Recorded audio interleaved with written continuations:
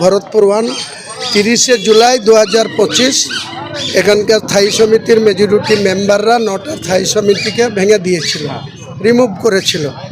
তারপরে এসডিও সাহেব কাঁদি তিনি আজকে ডেট দিয়েছিল 14 আগস্ট বেলা 12টায়।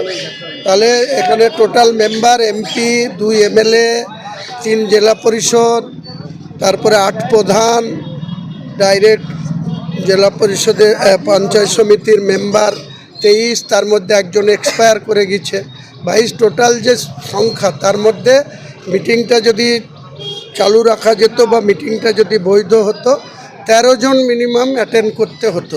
আমরা 7 জন অ্যাটেন্ড করেছি।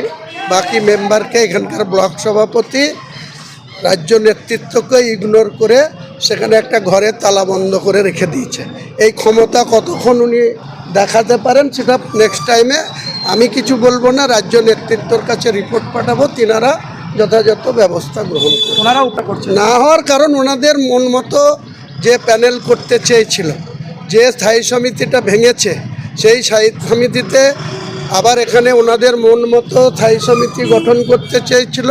সর্বোচ্চ নেতৃত্বর কাছে আমি অভিযোগ পাঠাই যে কী কারণে স্থায়ী সমিতি ভাঙা হয়েছে, কার স্বার্থে ভাঙা হয়েছে, এবং স্থায়ী সমিতি সুষ্ঠুভাবে যাতে হতে পারে তার ব্যবস্থা গ্রহণের জন্য অলরেডি আমাদের সর্বোচ্চ নেতৃত্ব শ্রীমান অভিষেক বন্দ্যোপাধ্যায় আমার কাছে একটা প্যানেল পাঠিয়েছে, আমাদের কাছ থেকে লিস্ট নিয়ে, জেলা সভাপতির কাছেও লিস্ট নিয়ে। তারপরে যে প্যানেলটা পাঠিয়েছে সে প্যানেল আমার কাছে ফাইলে রেডি আছে, আমি প্রস্তুতি নিয়েই ছিলাম। কিন্তু দুঃখের বিষয় তিনার পছন্দ হয়নি।